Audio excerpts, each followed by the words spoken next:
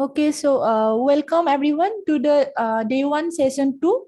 So Neetu will be speaking on matrix models and ZT gravity in this session. So there will be some rules for the attendees. So please mute your microphones at all the times. So you can turn on your video if you are comfortable with it. And when asking questions, please, there is an option you can find below the participants. There's a raise hand option.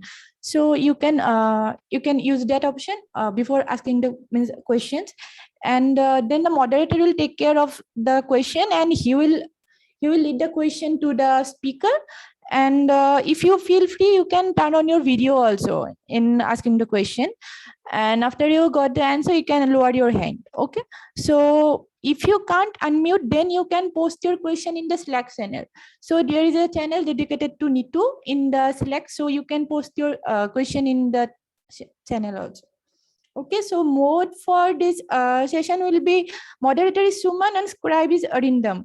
So, okay, let's welcome Neetu from IISER Bhopal. Okay, so Neetu, the floor is yours now. Thank you. Am I audible? Yeah, can you make it little louder? Is it better? I think I have to. Yeah. Now it's okay. Yeah. Okay. So, hello everyone, and I'm going to talk about just matrix models. Pranjal is going to cover the JT gravity part and its connection to the matrix model. So what I'm going to do is I'm just going to talk about some basic stuff. We are going to define a matrix integral, and then we'll see how do we define observables in a matrix model, and our ultimate goal will be to calculate those observables. Okay, so let's see how do we define a matrix integral. So to define a matrix integral, we first have to choose two things, an ensemble of random matrices M, where by random matrices, I just mean that the elements of the matrices are chosen from some random distribution. And then we need to define a measure, which I'll call mu M on that ensemble sigma.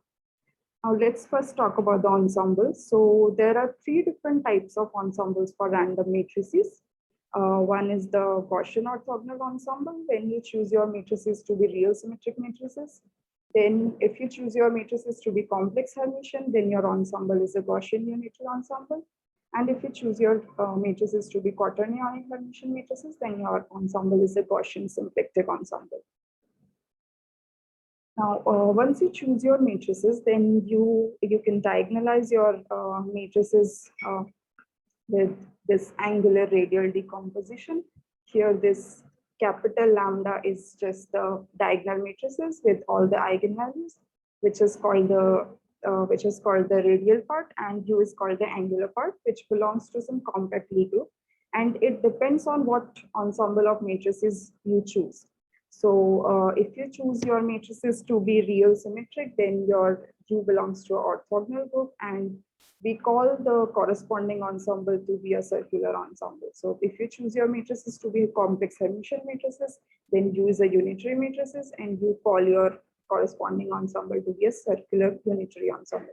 And similarly for the quaternionic matrices, where U is a symplectic matrices.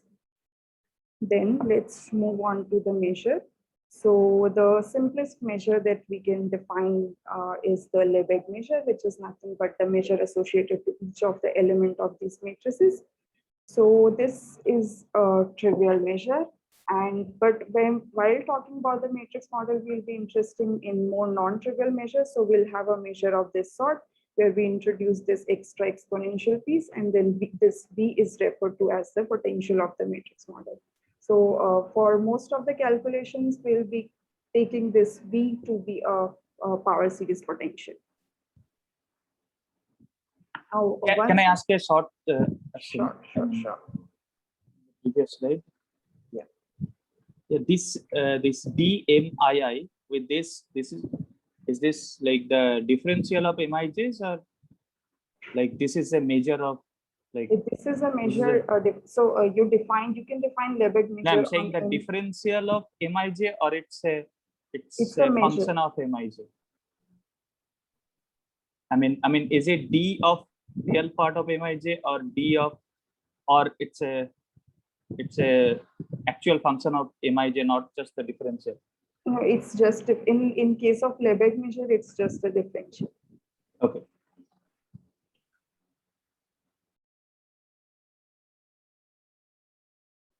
Okay. So once we have the measure and we have chosen our ensemble, we can write down the partition function, which is just the configuration integral. So I'll be choosing my matrices to be complex Hermitian matrices, and wherever I denote a matrix by M or H, please assume that it's a Hermitian matrix, because I like might sometimes change the notation from M to H or H to M. And I'll be denoting the rank of the matrices by L. So all the matrices I'll be considering will be L cross L Hermitian matrices. So once we write down this partition function, then this diagonalization that I just talked about, that is like a symmetry or a redundancy in defining the measure of this system. So we can think of this U as the gauge group, and we can think of this partition function as defining a zero-dimensional quantum field theory. And this partition function describes that quantum field theory. And then we can define our observables like we define in our quantum field theory. This is some function of matrices H. We take the expectation value with respect to this partition function. And since we are dealing, the fields here are just some random matrices, so the observables that we have here is these kind of observables, some trace of H to the power P or a combination of these sort of terms. Sorry, can I ask a simple question? I just don't understand what exactly is the Gaussian ensemble over. Is the matrix elements or the eigenvalues? I mean, yeah. Oh, I don't understand the question. Can you make it more clear? Hello? Yeah. Hello. Can you hear me?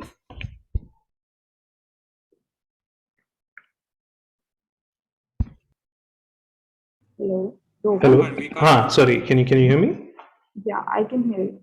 Okay. I just couldn't follow what exactly is the Gaussian distribution over. Is it are the matrices defined as a Gaussian distribution over the like different eigenvalues? I didn't talk about any Gaussian distribution. I mean, Oh, are you okay. talking about the like when I define the ensembles? Yes, exactly. I didn't Okay. understand what So the ensemble that distribution is was. actually just a nomenclature. So the point is that all these if you talk about the spacing of eigenvalues of all these ensembles, they just don't they just depend on what ensemble you are choosing, but not on the potential. So no matter what potential you take, in general you can have an arbitrary function of your matrices, but the spacing of the eigenvalues does not depend on the explicit form of the potential. So you can very well calculate your distribution using a Gaussian, like just taking the potential to be a Gaussian. So you take just the quadratic piece and then you can do all the calculations. So that is why it is just referred to as a Gaussian ensemble, and it has some historical importance because Wigner studied the distribution of the spacing of eigenvalues, and he did it with a Gaussian matrix model. So right now you're considering the elements of the matrices to be random. Just some constraints being that they are either orthogonal, unitary, and yes. So I'm always choosing complex Hermitian matrices. okay. So right now they are all random, and you're not imposed any such thing. No, if I choose this potential V of H, if I just choose it to be half of trace of H square, then it will be a Gaussian ensemble. Okay. But I'm saying that I'll be choosing it as some infinite power series. Okay. Thanks. Yeah.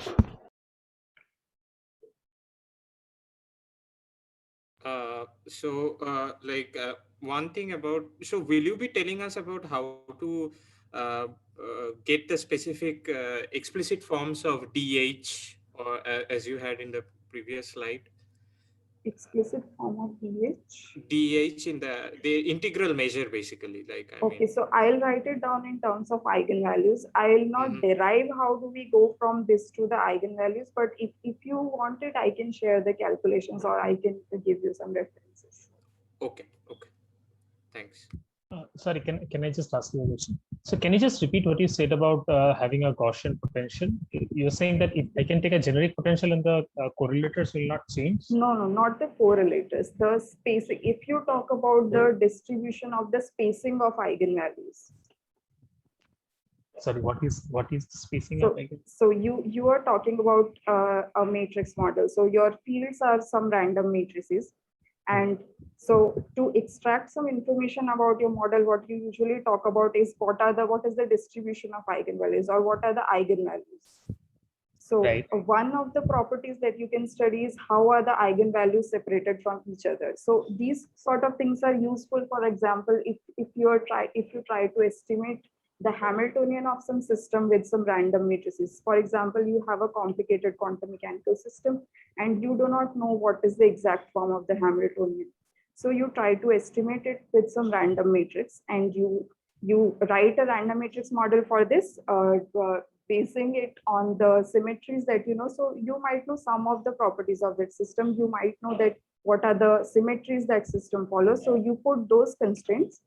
And then the questions that you will be asking is what is the spectrum of the system? So for that, what you need to do is you need to find out the eigenvalues of that Hamiltonian, right? So one of the questions that you can ask is that how are these energy levels separated? So that is exactly the distribution of the separation of eigenvalues. Okay. But So in general, these eigenvalues can have a continuous distribution. Yes. I mean, Okay. in general, it like when you have, say, your L is some finite number, say 3, 4, or 10, then you have finite number of eigenvalues. So, Yeah. I mean, then you have a discrete set of eigenvalues. But if you take your rank to be very large, if you take it to be, it goes to infinity, then your eigenvalues are basically distributed in some interval. No, sorry. So L is the rank of the matrix, right? Yes. So I have finite number of eigenvalues that I agree, but those eigenvalues can run over any real number or any Yes. complex, Yes. right? Yes. Yeah. So when you say distribution, you mean this distribution. Yes. Okay. Okay, so that's why I said this. When I call all these ensembles to be Gaussian ensembles, this is just a nomenclature and it follows from like it has a history to it. It's Right. not something that I've talked about. Right. That's Yeah, I have a small clarification. So we are excluding any such matrices which cannot be diagonalized, right? Because not all the matrices are diagonalizable. Yeah, but you can diagonalize Hermitian matrices. Oh, yeah. Okay. So, okay. Yeah. Okay. Thank you. Okay, so once we define our observables, we would like to calculate them. So because that's what we do when we want to solve a theory. So before directly going into the calculation of these observables of the matrix model, let's first consider a random variable x, which has n components. And we define a Gaussian measure on this, on the ensemble of these random variables. Here, this matrix A.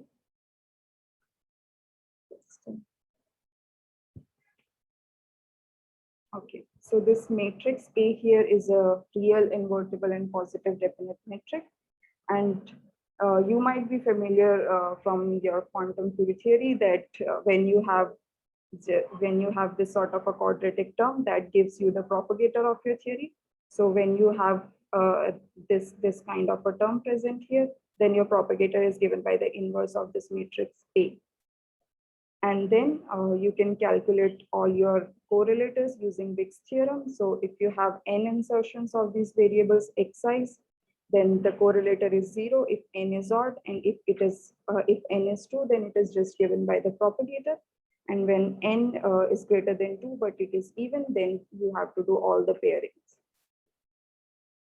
So we'll be applying the same idea to our matrix model. to see how the correlation functions look. So let's first consider the simplest case, which is a Gaussian matrix model. So we'll have just trace m square term. And like I said, the propagator here in this case will be just given by this combination of delta functions. And since I have an L here in the exponential, that is why it has a 1 by L factor. Now here the fields are matrix valued. So each of these variables carry 2 indices. So usually when we draw Feynman diagrams, our propagator is just a single line. But since here we have 2 indices, we'll draw our propagators like this with 2 lines, and they have these 2 indices I and J. So this also you might have seen this in QCD also. And now let's see if we want to calculate this correlator of this sort, which is just trace m to the power 4. So using Wick's theorem, we can calculate it. It is just, we can just write it with a sum over indices, and then we'll have all the delta function contractions. And then this is the result that we get. And these factors of L are going to be very important for us. So, okay, this is the result that we get from the Wick's theorem. Now let's see it from the Feynman diagrams. So what we can do is we can think of this trace m to the power 4 as some 4-leg vertex with the properly assigned indices. So this is how it looks. And then to calculate the correlation. Sorry? Pratik has a question. Yeah. Okay, sorry. How did you calculate the 2-point correlation function? I didn't follow. I mean, whether this delta. So you can just look at this example. So here you had this quadratic term, and your propagator is given by just the inverse of this A matrix. Now just replace your x's with mij's. Okay, since we have a trace m square. So the matrix correspond, like the A matrix in that case will just be an identity matrix, which Okay. you can like write as delta functions. Okay, thank you. Okay, so Semanti has a question.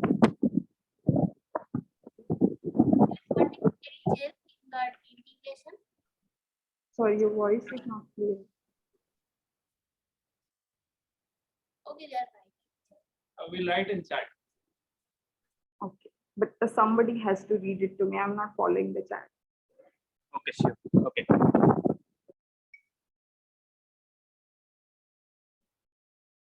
Should I wait?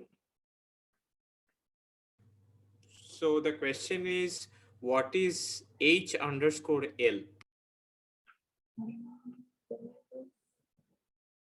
H underscore, did I write H underscore? Capital H underscore L in integration. Oh, this is. just means that it's an ensemble of L cross L Hermitian matrices.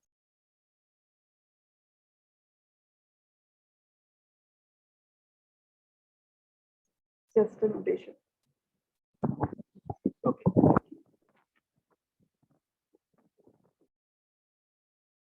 I'll move on. Yeah, please move on. Okay. So yeah.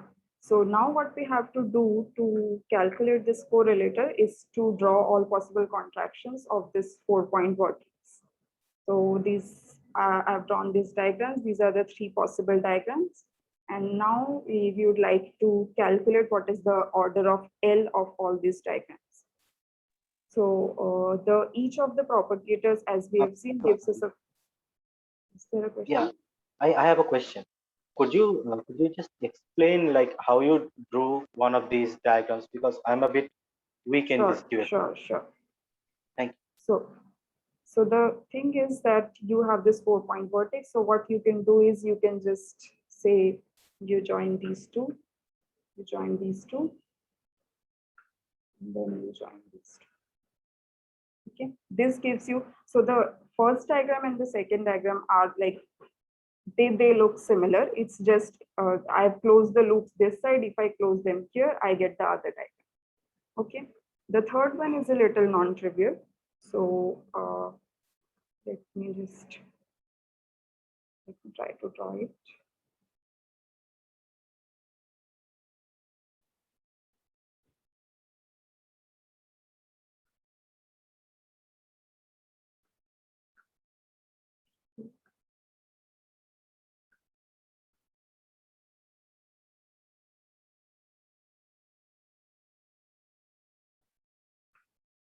Okay, so let's see you join it here.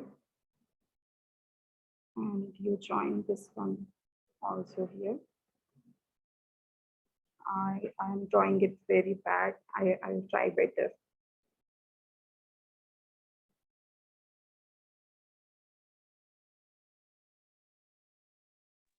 It's okay. It's okay. I get it. I get it. You are just doing a crossing, right? Yes, yes. I mean, the way you draw your Feynman diagrams here, just you have to draw it with 2 lines. Yeah. Thanks. That's all. Okay. So let's see. So we have seen that each of the propagators gives us a factor of 1 over L.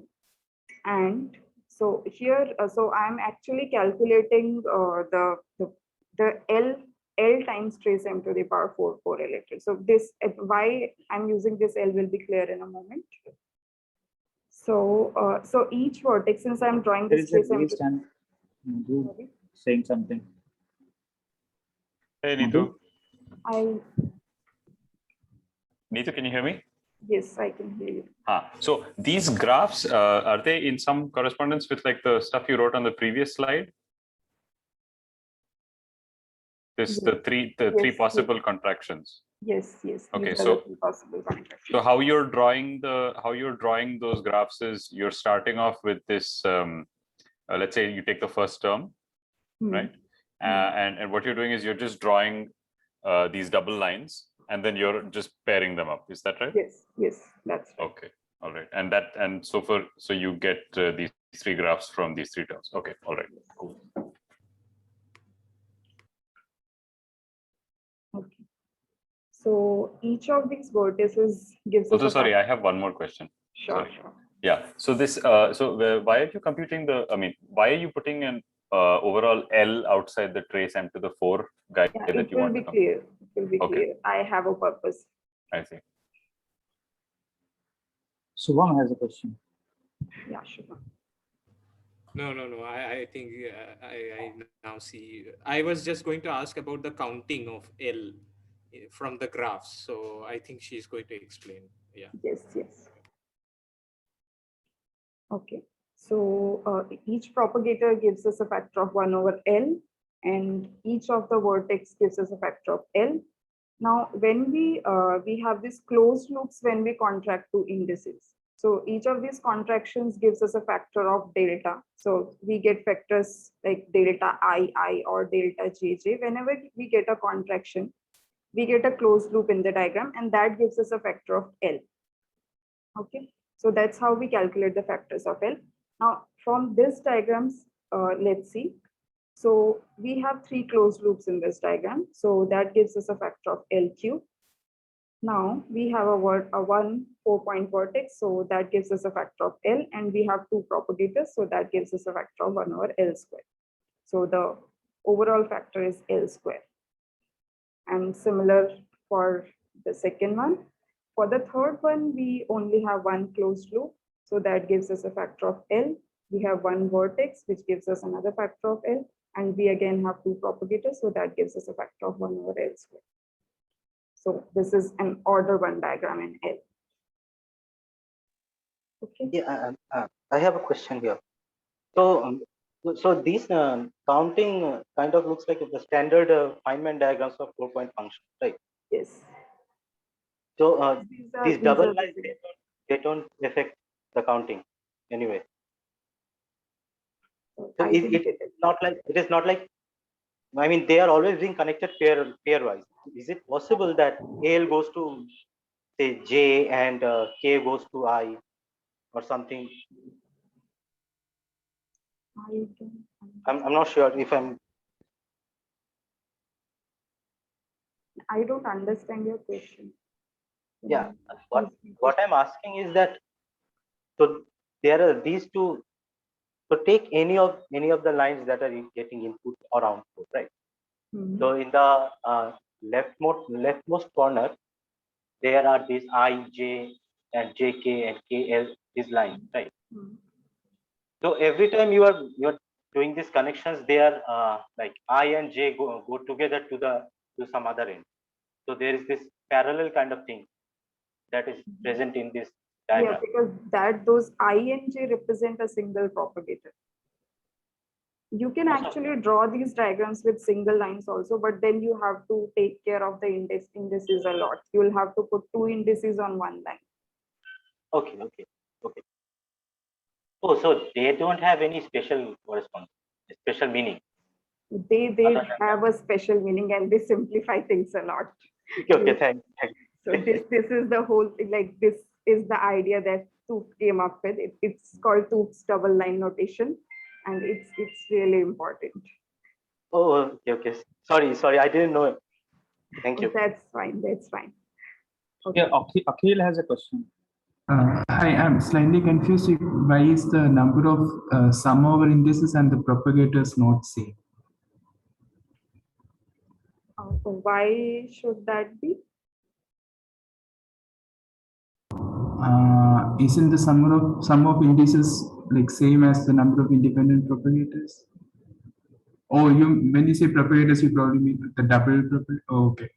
When I say propagator, I mean two lines with two indices. Okay, thank you. And this vertex L came from the normalization of the action, or That is it, I'll count. are you adding it by hand? Right now, I did not have this L factor anywhere, but I'll need it later on. Okay, thanks. Okay. So yeah. So as we have already seen that the third diagram is a little non-trivial. The first two we can draw on a plane, but the third one cannot be drawn on a plane. So when you draw these graphs on a surface, you can think of these as these loops correspond to the faces of graphs, and these propagators correspond to the edges of the graph. So I'm using this nomenclature because this is also important. This will give us something new. And the third diagram, since it cannot be drawn on a plane, so you will need at least a torus to draw this diagram. And you can have, like, I just took an example, took a simple example of trace n to the power 4. Once you have more complicated correlators, you can have all sorts of different diagrams which cannot be drawn even on a torus. Then you will have to go to some higher genus surfaces and so on. So we'll see that. Okay.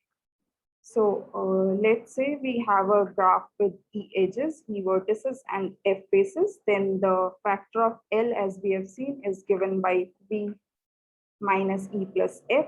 And this factor actually describes the Euler characteristics of that graph. So this will tell us, so since this is given by 2 minus 2G, here G is the genus. So this will tell us, this computation will tell us what genus surface do we need to draw a particular diagram.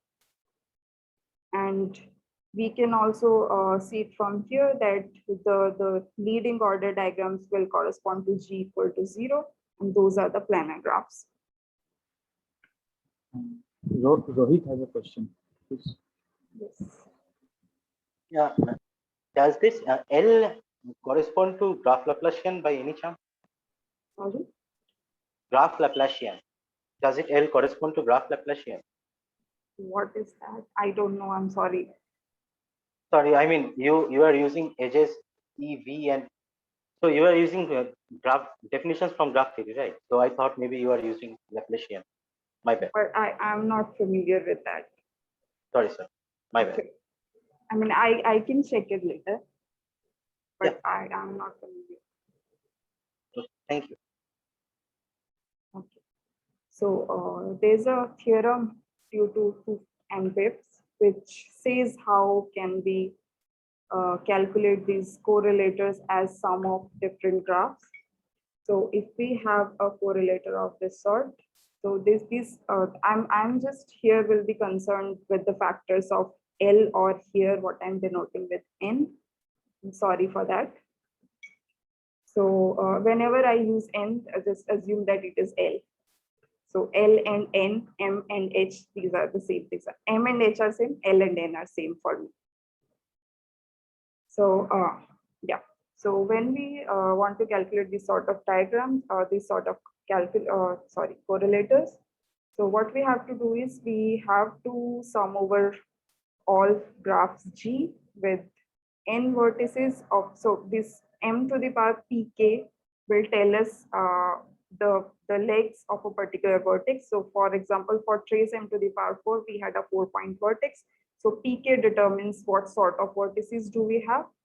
And we have, since we are putting n insertions, so what we'll have to do is we'll have to take all those vertices, that we'll have to do all possible contractions, and then we'll have to sum over all the graphs that we get. And this is some symmetry factors. The important thing is this factor of n. So this n always has this power, which is the Euler characteristic of the graph. Neetu, Rohit, there's a question. yeah, I'm not able to figure out what this L is. I'm still stuck on this. I mean, is this L a matrix? L is the rank of my matrix. Rank of the matrix. Yes. Okay. And if you want to calculate the connected correlators, we just sum over connected graphs. Now there's another way to interpret these graphs. So if we take a vertex, the dual of that vertex, if say we have an n-point vertex, then the dual of that vertex is an n-gon. So we can also think of these ribbon graphs as some surfaces discretized with certain polygons. So this, I just drew it to show how we do it, or how does it look. And then we can write these correlators as sum over surfaces with, if we have n insertions, then our surfaces will have n polygons, and the sizes will be determined by this valency pk. And again, the factor is same. Can you slightly explain it in a little bit more detail, like how? Okay, so what you do is, say you have this 3-point vertex to draw. So it is like you draw your dual lattices. You have a lattice, then you draw a dual lattice to that. So you have a vertex. What you do is you just cut all these lines that you have, and then you join. I mean, just so for each, let me just draw it again. For let's say 4-point vertex. So what you will do is you cut all these lines and join those. So that will tell you. So for if say you have a 3-point vertex, you will get a triangle. If you have a 4-point vertex, you will get a square or a rectangle. So the valency of your vertex tells you what is the number of sides of the polygon that you'll get. So if you have a complicated diagram like this, then you keep on doing this and you'll get the discretization of your surface. Sorry, Neetu, I think I misunderstood something. You started with a Gaussian Hermitian matrix, right? Yes. That did not have any vertices. That just had a propagator. Yes. And now you're saying that if you include a potential that has these different vertices. No. I'll come to that, but right now what I'm saying is I wanted to evaluate this propagator, this correlator trace m to the power 4. So what I did is I can write it explicitly like this, and then I'll have all these contractions of the indices. So what I said is I can just draw this trace m to the power 4 like this. And this is not like a Feynman vertex, right? No, because no. You don't have this in your theory. No, this is not a data from your theory. Right. You are just interpreting your correlators like this. So You can say if you have trace n to the power 6, then you can have a 6-point vertex. Because what you have to do is you just have to contract all the indices.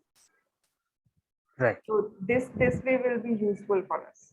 And the fact that these graphs were sort of related to the Euler characteristics of the corresponding surface in which you can draw them, that was due to the fact that when you defined this 4-leg vertex, you had an extra factor of L, right? Yes. And so, for instance, if I wanted to do the same thing with trace into the 6 or something, then what would I do? Does it need yes an extra power? For now you'll include, like, for now you can include this factor of L, which is just you can say that I just put it by hand just because I wanted to get an Euler characteristic, and that is true. But when I go to more general matrix model, you will see that this factor is already there. And when you say most general matrix model, you mean matrix model with a non-trivial potential?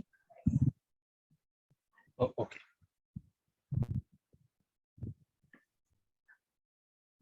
Yeah, just in few minutes you'll see that, like, this factor of L is important. Here it is not. Here it is just something I have put here, but like later on we'll see that it's already there.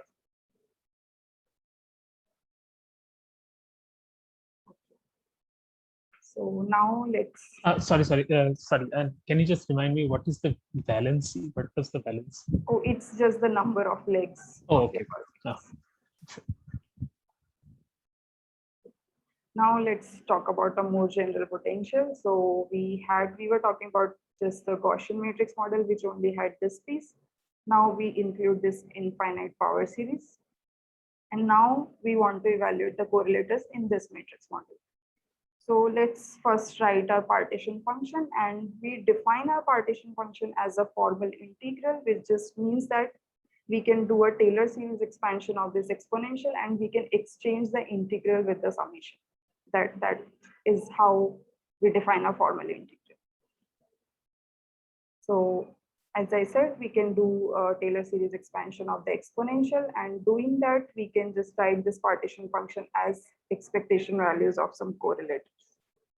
Now you see that this factor of n is there. So that's why I was putting a factor of L, because when we write down our partition function, and you can also ask, like, why did I put an L here to begin with? Like, I could just put trace V of H, but this factor of L is also important, and this I'll tell you later on why did I put an L here. But for now, I'll be defining my partition function with this L in the exponential, and that gives us the sum over correlators, which already have this n factor. Now I can use my theorem and write this partition function as sum over graphs, where the factor of n goes like the Euler characteristic of the graph. And here, since we also have these parameters tk, so those we will have these factors of tk, which are just determined by the vertices. And then we can calculate the free energy, which is given by the log of z, and it is nothing but the sum over just all the connected graphs. So this is the genus expansion of the free energy, and this will be important for us. So I'll be denoting the all the, like, apart from the factor of n, all the other things that we have, I'll be denoting those by the function.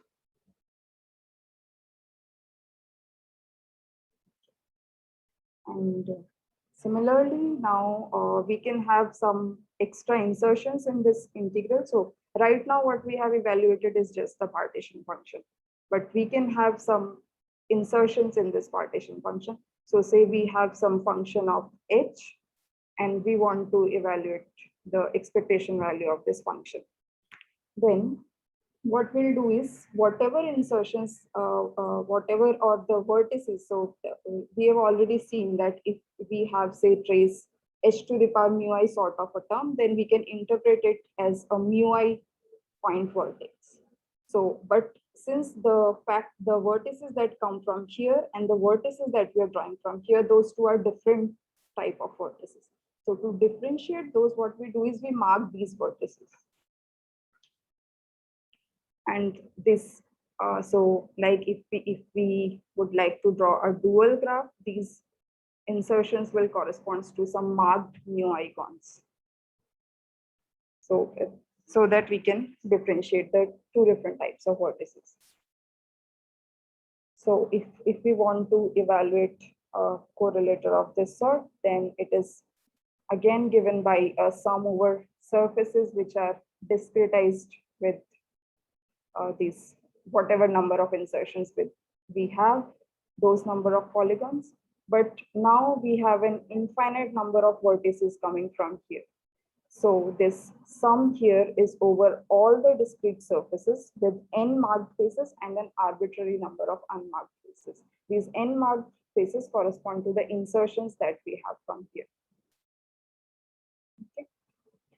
And the factors of TK, they will only come from the potential, but not from the insertions. So this power of TK only corresponds to the unmarked faces. Akhil has a question. Akhil, go ahead. Hi, I'm finding it slightly hard to follow. So could you show us tiny example? Thanks. I mean, I already showed you an example for. No, maybe when you have a multiple chain of vertices. Like I couldn't follow the last comment about summing over surfaces. So from the potential, you have an infinite number of vertices. So I'm not going to draw those. Okay, you have a 3-point vertex. You can have a 4-point vertex and 5-point vertex and so on. But when you are putting these insertions, let's say, okay, let me just take one insertion or say two insertions. Let me take trace h cube and trace h to the power 4. Okay. So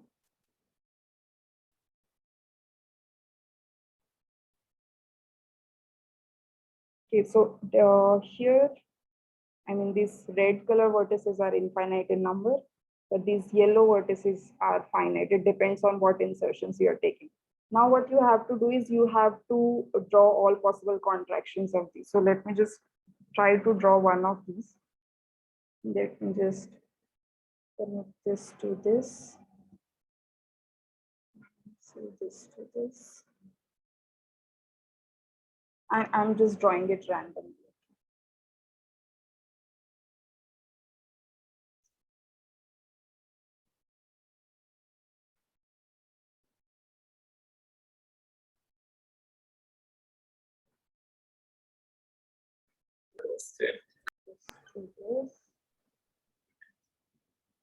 Excuse me.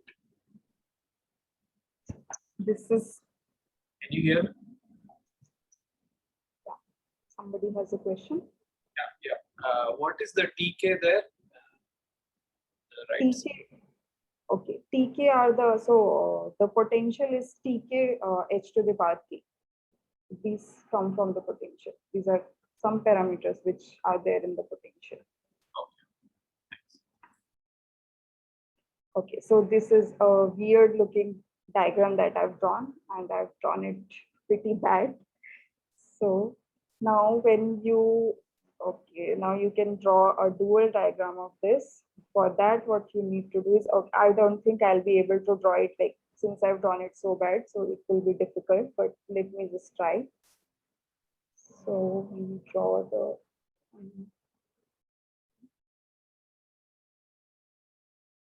the dual of each vertex. It's going to be difficult. Okay, since I've drawn it very bad, it's going to be difficult, but let me just try to like explain the idea, and then I can give you an example later on. But the point is that since this triangle that I've drawn here, this corresponds to the insertion, while this triangle here, this comes from the potential. So what I'll do is I'll mark this one. Okay. And since we have finite number of insertions, we'll have finite number of these marked polygons. But these red vertices, these are infinite in number. So we'll have infinite number of unmarked polygons. That is why the surface that we have, the discretized surface that we have, that will have some marked faces, which is equal to the number of insertions and an infinite number of unmarked faces. Does that make sense? Yeah, yeah. So these marked triangles are sort of what you had earlier as well, right? Because you earlier didn't have these red. Yes. Okay. Yeah. So earlier, whatever we were talking about, all those were marked. So that is why we did not have to mention it like separately, that there are two different types of polygons. Right. And can you just explain the correlator? Okay. The last slide. I mean, what is the right hand side of this correlator that you? Okay, right hand side is again, so it will have, it will have some infinite number of discretized surfaces, and the discretization depends on what graph you're drawing. And this is the sum I just explained, that this sum is the set of all discretized surfaces, which has n number of marked polygons, but an infinite number of unmarked polygons. And for the thing that is important for us is this factor of L. This still goes, the power still is the Euler characteristic. Because what we are doing is the same analysis that we were doing for the Gaussian matrix model. Right. So the factors of L appear in a similar way. Another clarification that this trace h cube, trace h to the power 4 will go in this f of h, right? This f of h is that function. Now, can't this have any indices, like let's say hij and then trace of h cube, or hij jk and then trace of h cube? I mean, instead of the scalars, can't you have index objects here? Okay, so the point is, if you say try to evaluate the expectation value of hij, the reason we are taking all our insertions of trace of something is that we are saying that our matrix model is invariant under this symmetry. So we have this symmetry of the matrix model, which is h goes to u dagger. And this is not invariant under that, but this is. Yes. Okay. Thank you. I think from IISER. Please answer. Hello, am I audible? Yes. Okay, I am not understanding what you mean by these unmarked faces. Okay, so let me try it again. So when we consider this this generic matrix model, so so before that, what we were taking is this. We had just some L/2 trace of h square sort of term. Okay, and then what we tried to do is we tried to evaluate some correlators in this matrix model. So as an example, we took this trace m to the power 4. Okay, and then we saw that we can like to evaluate this correlator, we can draw this m to the power 4 as a 4-point vertex, and then we can draw all possible contractions to see what possible Feynman diagrams do we get. And then we further saw that we can, like, instead of talking about the graphs, we can talk about them as some discretized surfaces which are discretized with some polygons, and the number of polygons depend on the insertions that you have.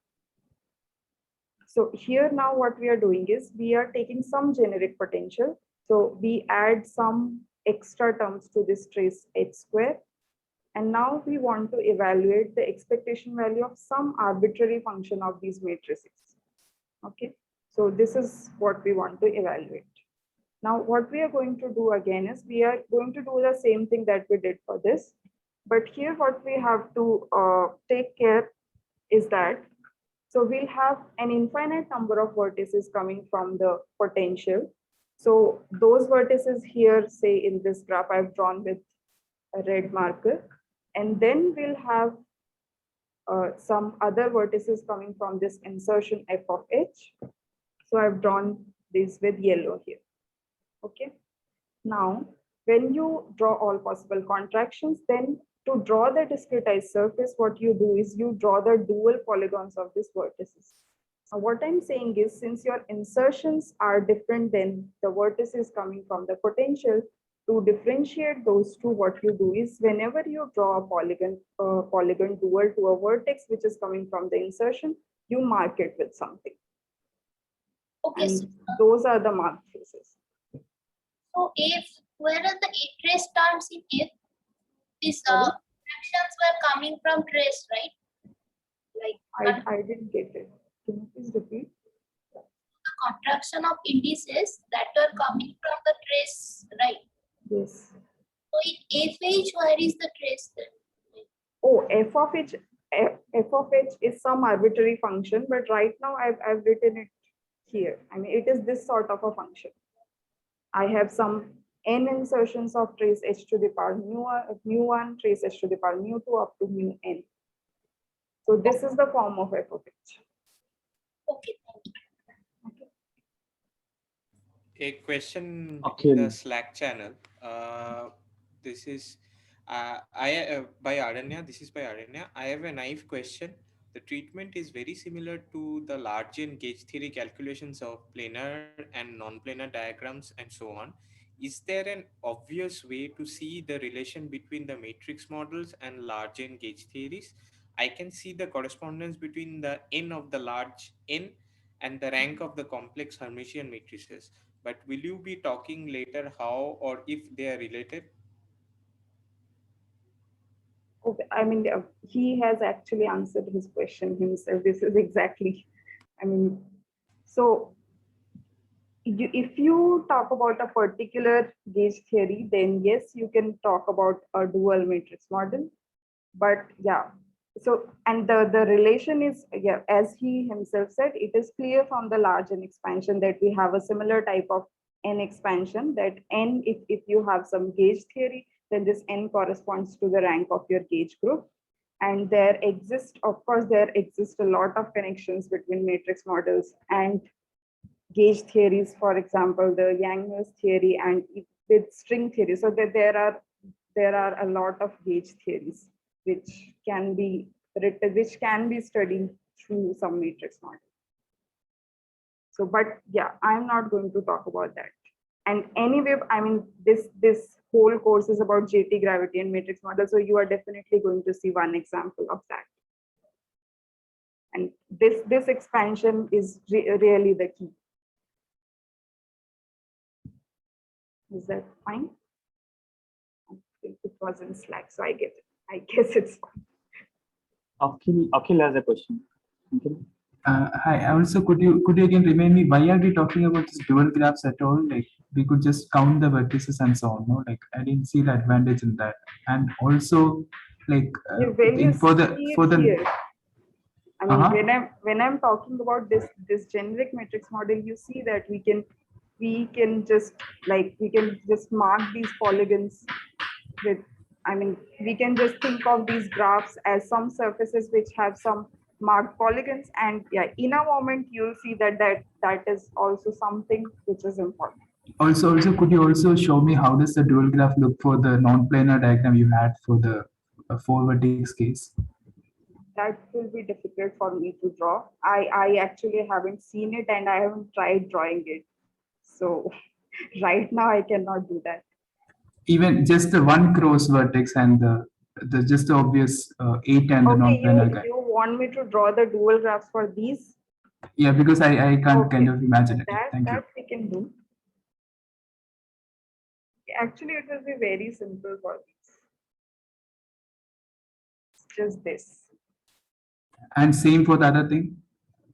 For this, it will be similar, and yeah, for the other one also. So the dual graphs don't see the planarity. I'm just making sure that the dual graphs don't see the planarity, right? Or the genus.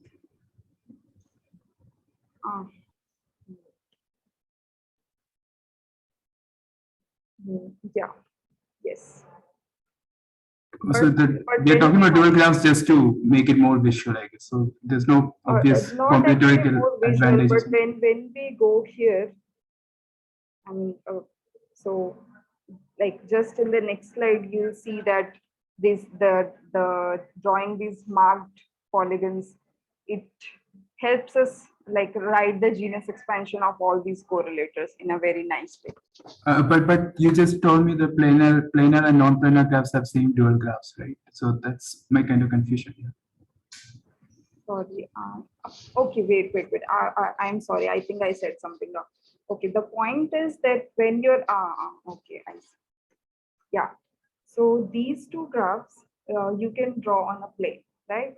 So Yeah. when So you're for talking them, I about understand the dual graph. I just confused about the other guy. yes. So when you're talking about the discretization, it is the discretization of that surface on which you are drawing these graphs, and that you can see from the, like, I've written this expansion. So this power of n tells you what is the what I mean. It's 2 minus 2g.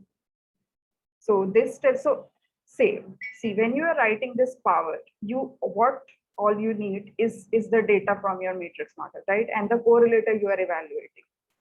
Okay, to write this power, you don't have to go to any graph. And sure. So this factor will tell you what graph do you need to draw, like what surface do you need to draw a particular graph. So are you saying I should, when I draw the dual graph also, I should go to that surface and draw the dual graph, and they would probably have the same. Yes. Okay. Thank you.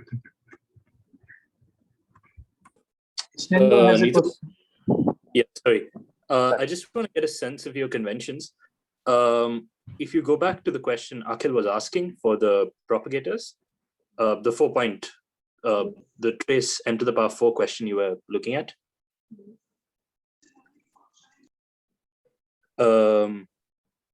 Yeah, that one. So if you look at the dual graph for the first diagram, would you say that you're dividing the plane into, I mean, your plane has two faces, the way you've drawn the graph?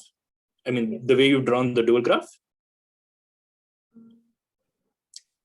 Okay, so there are two different things actually. When I'm talking about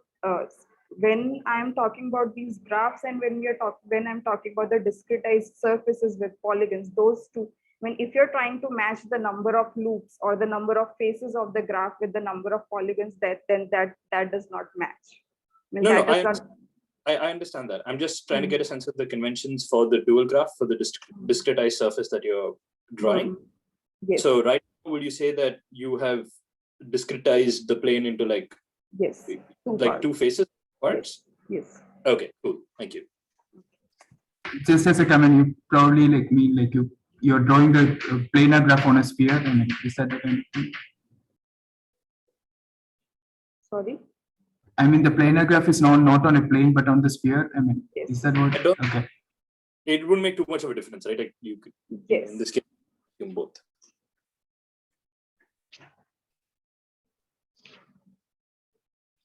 Should I move on? Yeah, thank you.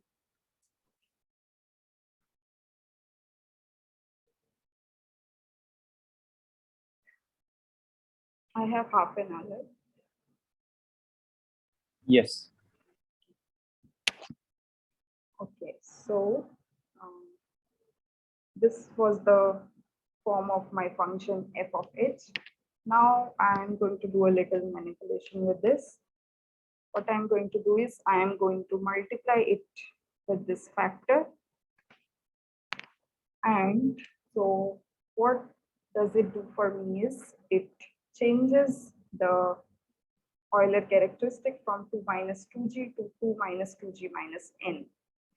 And the way it helps is, and now since I have n insertions, I can think about the marked faces as some holes in my surface. So while calculating these correlators, what I can do is I can actually instead of going into the details, I can think about summing over all the graphs of genus G with some n holes. And this multiplication with these factors of mu i's just means that, say, if I have a mu icon, if I have, say, a pentagon, so what I'm doing is I'm multiplying with this mu I, so I'll be multiplying with 5.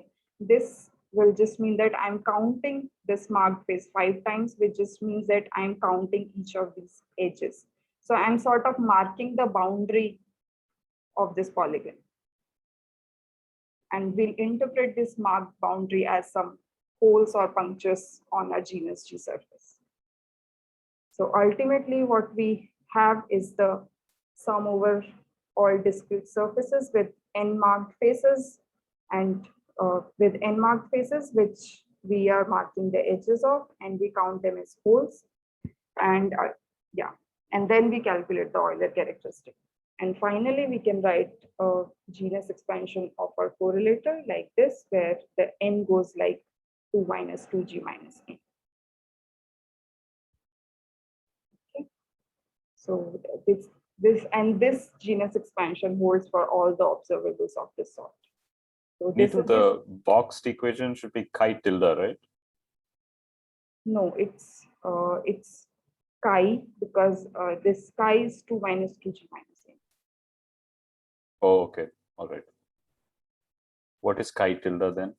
Chi tilde is 2 the minus 2g. Okay, okay, all right, cool. It's the Euler characteristic of the graph that we had earlier, and now since we are interpreting this n insertions as some holes, so now it is the Euler characteristic of a surface of genus G with n holes. Cool. So basically the marked faces are the holes, right? Yes. Okay, now once we have this genus expansion, now we are going to do some actual calculations. Now our aim will be to calculate these things. Okay, so I briefly introduced this observable earlier, which is called the resolvent. This is a very important function for matrix models. So this R of was nothing but trace of 1 over E minus H. This E here is some complex number, and H is the matrix that we are taking. So we can write it as a series expansion. And when we evaluate the expectation value, it will be again the expectation value of these sort of insertions, and it follows this genus expansion. Sorry, E is a number here or a matrix? E is some complex number. Okay, thank you. So again, if we have some n insertion, then this is the genus expansion that we have. And now for the rest of the lectures, we'll be calculating these quantities. So let's first calculate R0, 1. Okay, just give me a minute. Okay, so we are going to do a saddle point analysis to evaluate this. So what we are going to do is, for first few of these, we are going to take different methods to calculate, and then at the end we'll see that there is a relation that exists between all these functions, and that actually determines all our observables, given that we have first few of them. So let's calculate R0, 1. So for that, what we'll do is we'll first start with the partition function. Could you show me the definition of R01 once again? Sorry. Missed it. So this is the genus expansion. This is the genus expansion. So this is like L. Okay, I am taking this one. Sorry. So this is G0 and N is 1. So what you have is L R0, 1. And then let's say if you have 0, 2, then what you have is that's order 1. So you just have R0, 2, and then so on. So R0, 1 is the leading order.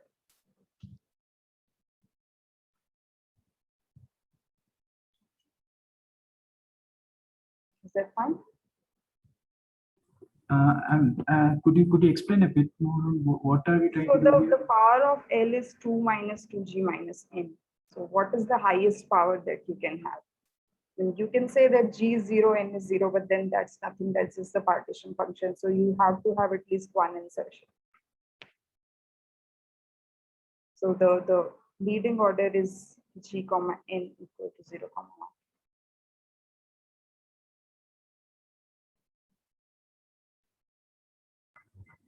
Okay, so could you maybe like tell me as like some correlation or something? What are we trying to measure here? we are trying to calculate these functions here. This is just some characteristic of the distribution which we are not really thinking about. Is that what you're saying? Oh, I'm saying that I have defined this function R of E, which I'm calling the resolvent. And this, actually you can see it from the series expansion that this is like a generating function of all the observables that I've talked about till now. Do you see it? No, I don't see it. Sorry. Okay, so but you see this expansion, and if I take n insertions of this, I'll have some trace h to the power m1, trace h to the power m2, trace h to the power mn, a series of these, right? Yeah, yeah. And these are, I mean, when you take a expectation value, this is what you are going to do. I mean, you will have an infinite series of all these sort of correlators. And these are the kind of correlators I was talking about. I mean, these are some generic n insertions, and you can like m1, m2 up to mn can take any values. Okay. Okay. Thanks. Yeah. Yeah, so that's why this function is very important, because it behaves like a generating function of all the observables that I've talked about. Okay, so let's start with the So partition. basically, what it generates is the marked faces, right? Sorry, can you repeat? So it generates the marked faces, number of holes. So it keeps on increasing. Is that how it is working? I mean, R01 means there is only one hole or something like that. Yeah, I mean, if you want to interpret, so what I'm saying is this. So you have this correlator, okay, which is nothing as I just said, that this is a sum over all these sort of correlators. And you know that these correlators, you can write them as a sum over some discretized surfaces, okay, with some n marked faces. Or let's say now, since we have defined this Euler characteristic chi with n, so then we have a sum over all surfaces of genus G and n holes. Okay. Now what we are doing is we are evaluating the coefficients of those expansions. Does that make sense? Okay. Just like we do in a normal quantum field theory. Okay. We draw the Feynman diagrams and we try to evaluate what is the corresponding factor. The higher order perturbation term. It is the leading order. We'll see how to calculate the higher orders, but right now I'm just talking about the leading order. So this is the leading order part, 0, 1. Okay.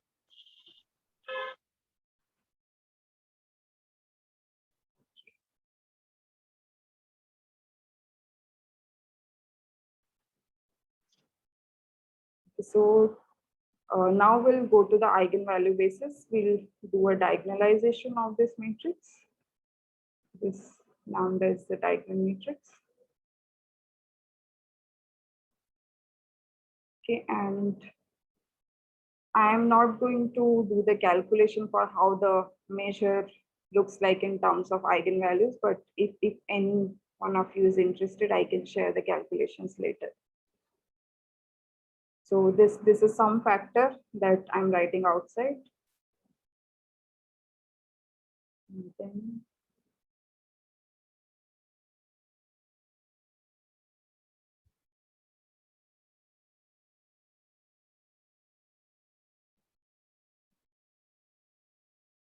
so this factor is the van der Waals determining factor. It comes from the Jacobian when you go from the matrix H to matrix lambda. And this factor depends on integral d. This comes, it has these factors. So for now, just believe me that this is the expression for the partition function in terms of eigenvalues.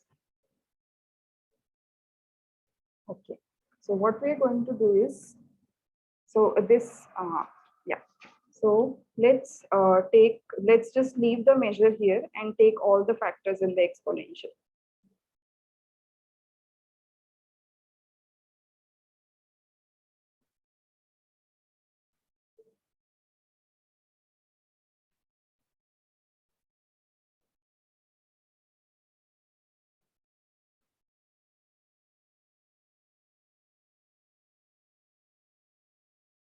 And then we can interpret it as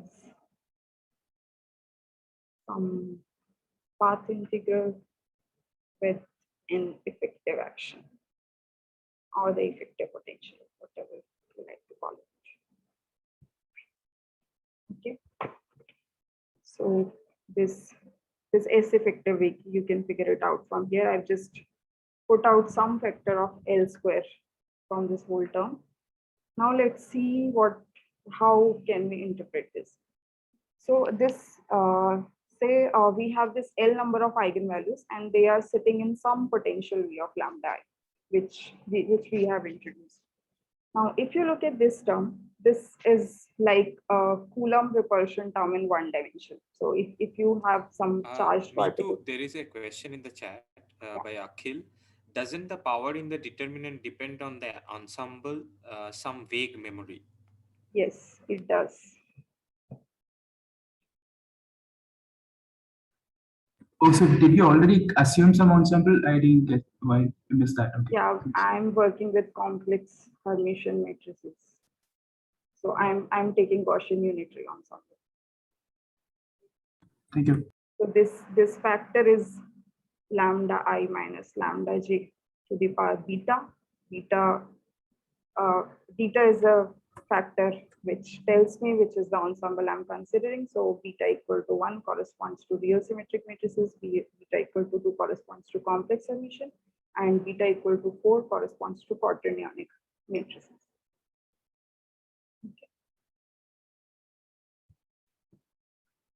Okay, so this log term here, and if you see that there's a sum over I and j, but I can never be equal to j, which means that the two eigenvalues can never sit at the same point. And as we can also see from the explicit form of this term, that this is like a Coulomb repulsion term in one dimension. So what we have is we have some L eigenvalues sitting in a potential, but there's also this repulsion between these eigenvalues. So what happens is these eigenvalues, so say this is a potential, this is some minima of the potential. So instead of sitting all the eigenvalues sitting at the minima of this potential, they get distributed about this minima in some interval. Okay. And the reason for extracting out this L square factor is that if we take the large L limit, then this L square, like usually what we have is the partition, we have the partition function as some path integral, and then, sorry, put L square.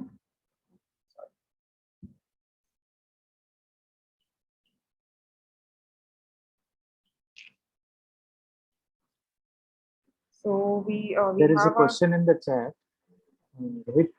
Can you say it? Okay, so it says what happens to the degenerate eigenvalue case? Does those degenerate eigenvalues sit separately in the given context? So yeah, from here it I would say they sit at no two eigenvalues can sit together.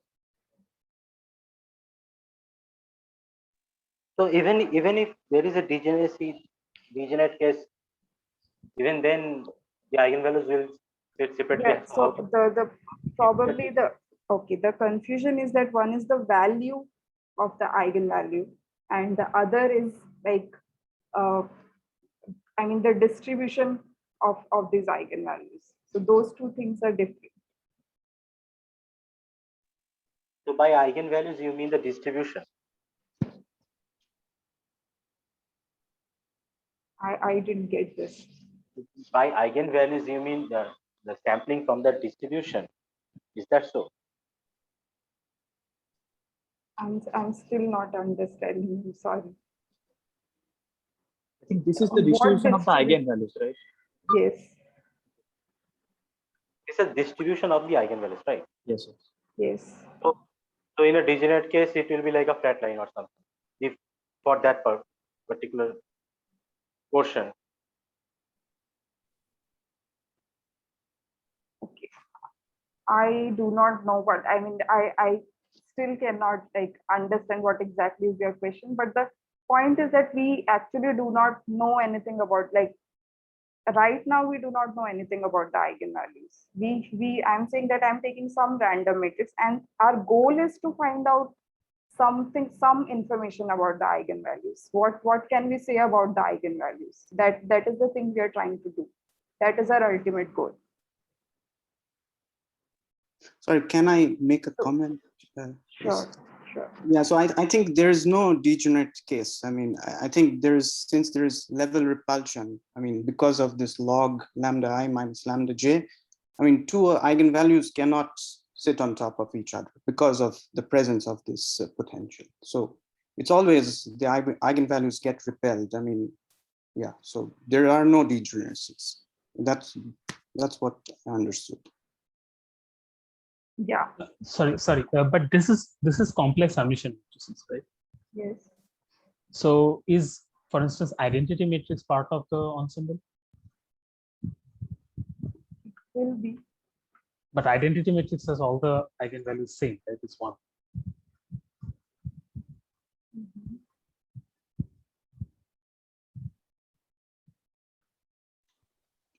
Can I make a comment? Sure.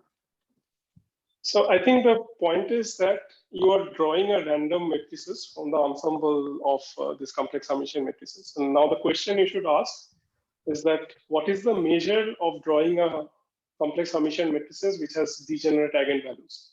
And you will find that the measure for that is actually 0 compared to a generic complex Hermitian matrices for which all the eigenvalues are distinct. So the identity matrix is very special in the space of all complex random Hermitian matrices. So because there is you're saying that these sort of degenerate matrices are sort of sparse in this. These are measure 0, and because there is an integral over the measure factor, that basically sort of guarantees that it's enough to talk about matrices which are all eigenvalues are distinct, and that's the generic case in the space of all complex Hermitian matrices. Right. Yeah, and this is equivalent to what Shavik said actually, because I think that the matrix ensemble picture and the eigenvalue picture are entirely equivalent. So if once you're looking at the eigenvalue picture, then you can ask what is the chance that these two guys are going to sit on top of each other, and the answer is exactly 0, precisely because of this repulsion of eigenvalues. So yeah, that probably explains it. Thank you for the comments. You have 10 minutes left. Is it fine now, Akhil? Akhil asked the question. Okay. Yeah. So yes, so the path integral that we usually have is we have something like this. We have this factor of h bar usually with the effective action. So what we can do is we can identify this L square with 1. It's 1 over h bar. I'm sorry. It's 1 over h bar. So we can identify this factor of L square with 1 over h bar, and h bar goes to 0, which in terms of L is the L goes to infinity limit, gives us the classical limit. So we are going to do this analysis in L goes to infinity limit. So in that limit, the configurations that are dominant are given by the saddle points of this effective action, and that's what we are going to evaluate. So let me write the effective action here.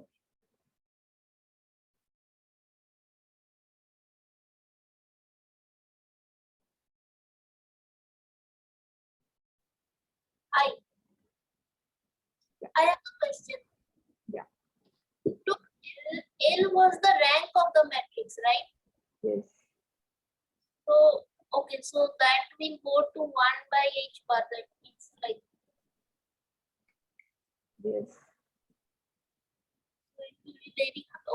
there is any significance? I am not understanding how you are how these two are connected.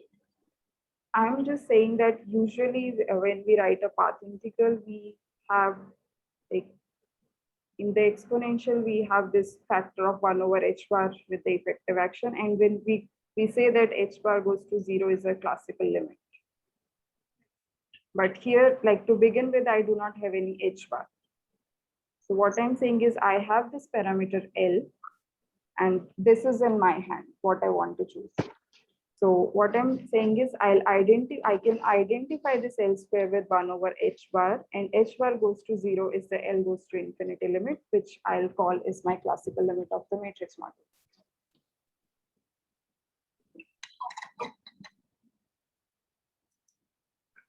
That's fine.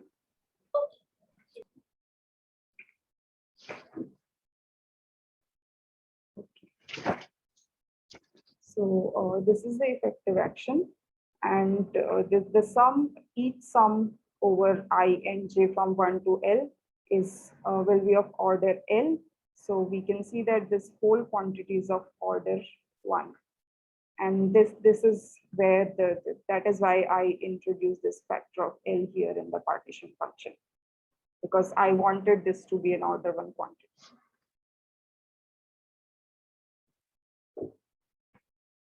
Okay, so now what we have to do is we have to write down the saddle point equation and we have to solve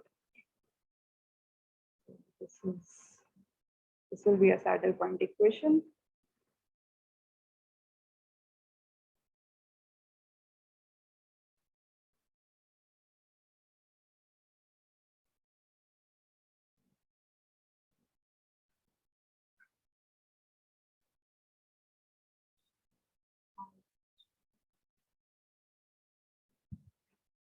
Okay, so now our aim is to solve this equation, which is essentially finding out the most probable eigenvalue configuration. So now since we are taking the L going to infinity limit, so we have a large number of eigenvalues. So instead of talking about the individual eigenvalues, we will talk about the density of eigenvalues, and this is how we define it.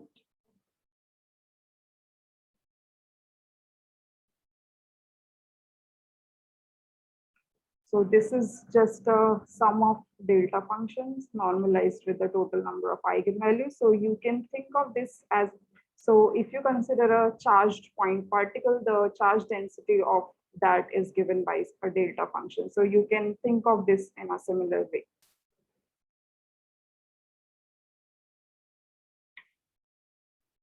Okay, so when we define it, it looks like this is just a sum of delta function. This is not a well-behaved function, but the point is that we are going to take an ensemble average of all the quantities. So when we take an ensemble average, then this expectation value actually becomes a smooth function.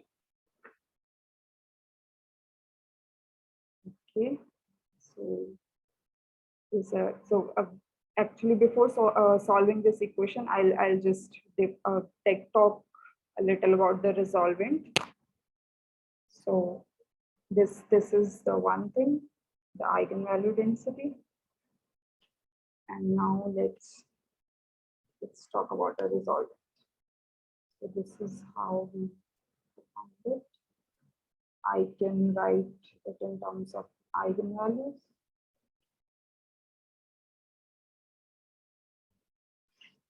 Now, if you see from this expression, this is like just a sum of all the poles at, so whenever E is equal to lambda I, there's a pole, and we have a sum over eigenvalue. So this is just like counting the poles.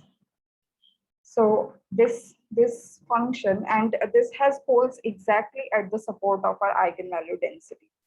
So once again, when like right now this looks like some like discrete function, but when we take the expectation value, this also becomes a smooth function, and all these poles are smeared into a branch cut. So this function is defined in complex plane with a branch cut, and this branch cut is exactly at the support of the eigenvalue density. So the discontinuity of this function across the branch cut gives us the eigenvalue density.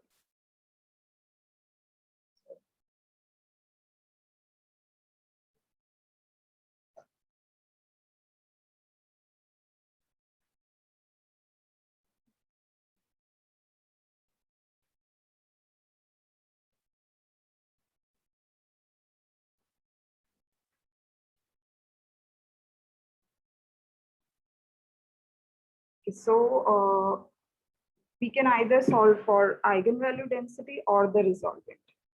And actually the resolvent is the key to solving this equation. So this is a function that is defined when we want to solve this sort of an equation. So before doing that, so what we'll do is in order to solve this equation, so instead of finding out the rho of E, what we'll do is we'll find out the R, and from the discontinuity then we can calculate rho of E. So let's just, since we are taking the L goes to infinity limit, so let's just write this equation in terms of some continuous variables.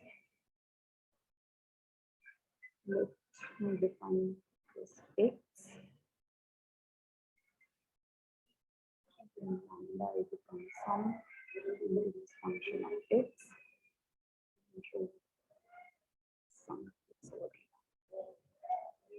This sum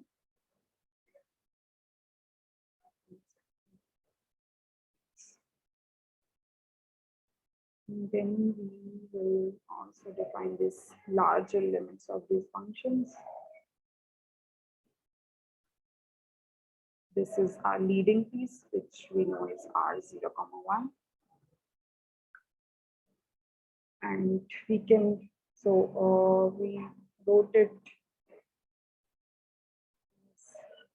this over eigenvalues, and we can write it as an integral.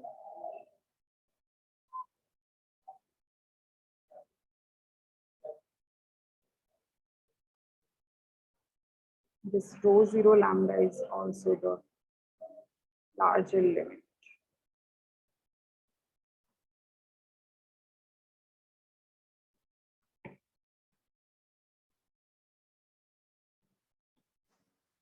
How much you need? 6. So I'll just, I can actually finish it at this point. I'll just write down the saddle point equation in integral form and then I'll stop. Okay, so in terms of this continuous variable, that's what we have.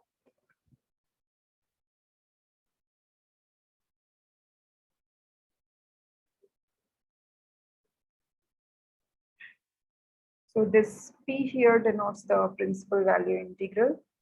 So this is our saddle point equation, which is a singular integral equation, and these sort of equations are called Riemann-Hilbert equations.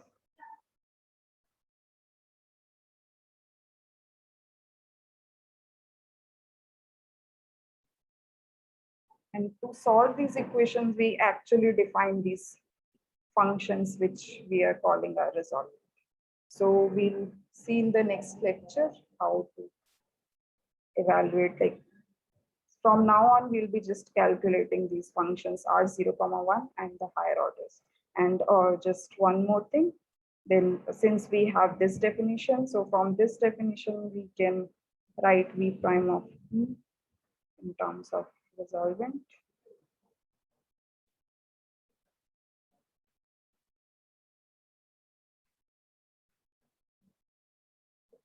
So I'll stop here, and in the next lecture, we'll solve this equation to find out R0, 1.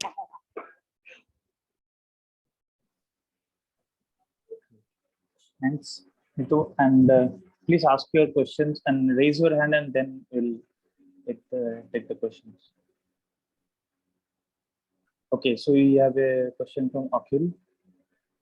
So it seemed to be the equation of motion said V dash of E is the resolvent at E plus one additional pole or something. Is that right? V prime of E is? V prime of E is just the resolvent at E plus the plus some missing pole or something. Is that? This is a principal value integral, which means that E is not equal to lambda. So, and I write it like this because it matters where you are taking your resolvent. Is it above the real axis or below the real axis where your eigenvalues are supported. So this is like similarly like you do in quantum field theory when you calculate propagators, you have some poles, and to evaluate the integrals, you shift your poles. So here also you can shift your E to some E plus IE and E minus IE. Okay, thanks. Any other question?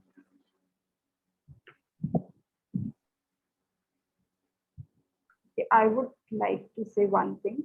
So since I'll forget for what things I said, I'll give a clarification or an example. So if possible, can you please write those things in Slack so that I can answer that?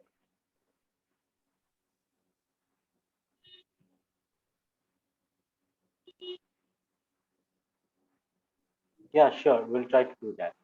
Anyway, there is a good discussion going on in Slack, so maybe you can follow that up as well. So if there aren't any more questions, then we'll stop recording today. And thank you, Neetu, for this talk. Thank you for listening.